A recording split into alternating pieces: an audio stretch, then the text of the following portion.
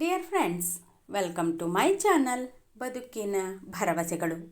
ನುಲಿಯ ಚಂದಯ್ಯನವರ ವಚನಗಳ ಓದು ಮತ್ತು ಅರ್ಥ ವಿಶ್ಲೇಷಣೆಯೊಂದಿಗೆ ನಾನು ನಿಮ್ಮೊಂದಿಗೆ ನಿಮ್ಮ ಪರಿಮಳ.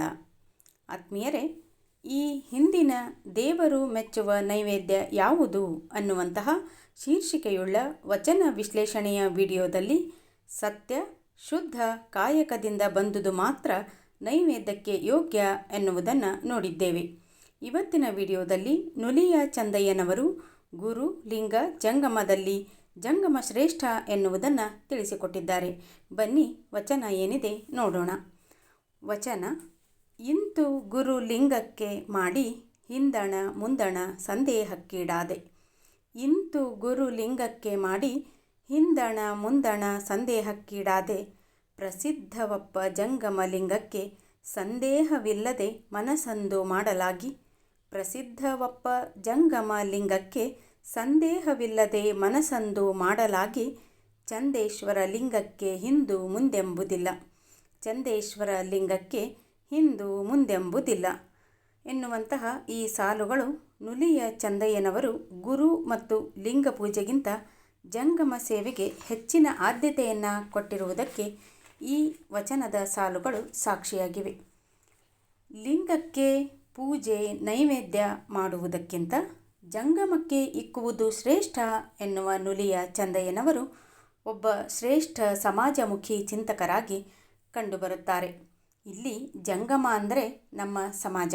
ಈ ಸಮಾಜದಲ್ಲಿರುವ ಅಶಕ್ತರು, ನಿರ್ಗತಿಕರು, ಯಾರಿಗೆ ದುಡಿದು ತಿನ್ನುವ ಶಕ್ತಿ ಇರುವುದಿಲ್ಲವೋ ಅಂಥವರನ್ನು ಜಂಗಮ ಅಂತ ಶರಣ ಪರಂಪರೆಯಲ್ಲಿ ಕರೆಯುತ್ತಾರೆ. ಇಂತು ಗುರುಲಿಂಗಕ್ಕೆ ಮಾಡಿ ಹಿಂದಣ ಮುಂದಣ ಸಂದೇಹಕ್ಕೀಡಾದೆ ಅಂದರೆ ಗುರು ಸೇವೆಯಿಂದ ಇಹದಲ್ಲಿ ಸುಖ, ಲಿಂಗ ಸೇವೆಯಿಂದ ಪರದಲ್ಲಿ ಸುಖ. ಆದರೆ ಇಹ ಪರವೆರಡೂ ನಾಸ್ತಿಯಾಗಿ ನಿಜ ಸುಖ ದೊರೆಯುವುದು ಜಂಗಮ ಸೇವೆಯಲ್ಲಿ ಮಾತ್ರ ಎನ್ನುತ್ತಾರೆ ನುಲಿಯ ಚಂದಯ್ಯನವರು. ಇನ್ನೂ ಒಂದು ಹೆಜ್ಜೆ ಮುಂದೆ ಹೋಗಿ ಬಹಳ ದಿಟ್ಟತನದಿಂದ ಹೇಳ್ತಾರೆ, ಗುರು ಲಿಂಗ ಸೇವೆ ಮಾಡುವುದು ತನ್ನ ಸ್ವಂತಕ್ಕೆ ಮಾಡಿಕೊಂಡಂತೆ ಅಥವಾ ತನ್ನ ಸ್ವಾರ್ಥಕ್ಕೆ ಮಾಡಿಕೊಂಡಂತೆ. ಆದರೆ ಅದೇ ಜಂಗಮ ಸೇವೆ ಮಾಡಿದರೆ ಅದೇ ಶ್ರೇಷ್ಠವಾದ ದೇವರ ಪೂಜೆಯಾಗುತ್ತದೆ, ಪರೋಪಕಾರ ಮಾಡಿದಂತಾಗುತ್ತದೆ ಅಂತ ಹೇಳ್ತಾರೆ ನುಲಿಯ ಚಂದಯ್ಯನವರು. ಪರೋಪಕಾರಂ ಇದಂ ಶರೀರಂ ಎನ್ನುವ ಮಾತಿಗೆ ಸಾರ್ಥಕತೆ ದೊರೆತಂತಾಗುತ್ತದೆ. ಪರೋಪಕಾರವೇ ಪ್ರತಿಯೊಬ್ಬರ ಜೀವನದ ಪರಮ ಧ್ಯೇಯವಾಗಬೇಕು ಅನ್ನೋದು ಈ ವಚನದಲ್ಲಿ ಧ್ವನಿತವಾಗಿದೆ.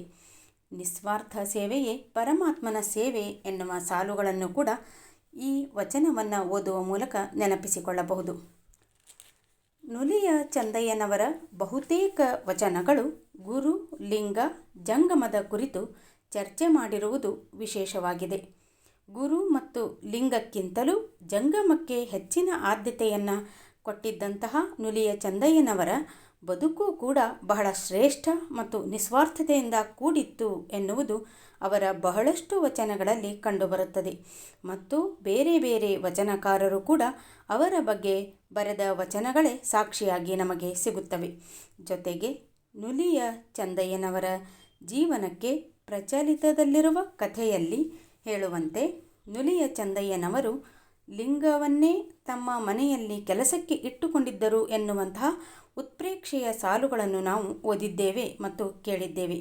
ಈ ಕಥೆಗೆ ಪೂರಕವೆಂಬಂತೆ ನುಲಿಯ ಚಂದಯ್ಯನವರ ಒಂದು ಪ್ರಸಿದ್ಧ ವಚನ ಹೀಗಿದೆ: ಗುರುವಾದಡೆಯೂ ಕಾಯಕದಿಂದಲೇ ಜೀವನ್ಮುಕ್ತಿ, ಲಿಂಗವಾದಡೆಯೂ ಕಾಯಕದಿಂದಲೇ ವೇಷದ ಪಾಶ ಹರುವುದು.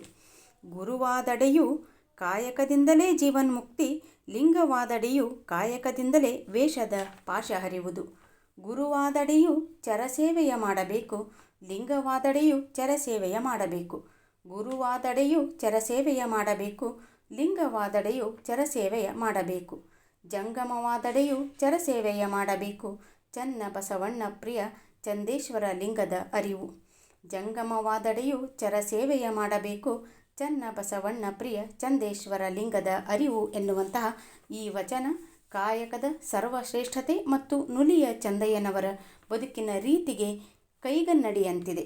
ಶರಣರು ನಡೆ ನುಡಿಯಲ್ಲಿ ಒಂದೇ ಆಗಿರುವುದಕ್ಕೆ ಎಷ್ಟೊಂದು ಆದ್ಯತೆಯನ್ನು ಕೊಟ್ಟಿದ್ದರೆಂಬುದು ಈ ವಚನದಿಂದ ತಿಳಿದು ಬರುತ್ತದೆ. ಆದ್ಮೇಲೆ ವಿಡಿಯೋ ಇಷ್ಟ ಆದಲ್ಲಿ ಲೈಕ್ ಮಾಡಿ, ಚಾನಲ್ನ ಸಬ್ಸ್ಕ್ರೈಬ್ ಆಗದೆ ನೋಡ್ತಾ ಇದ್ದರೆ ದಯವಿಟ್ಟು ಸಬ್ಸ್ಕ್ರೈಬ್ ಮಾಡಿ, ನಿಮ್ಮ ಅನಿಸಿಕೆಗಳನ್ನು ಕಮೆಂಟ್ ಮಾಡಿ ಅಂತ ಹೇಳ್ತಾ ಶರಣಾರ್ಥಿ.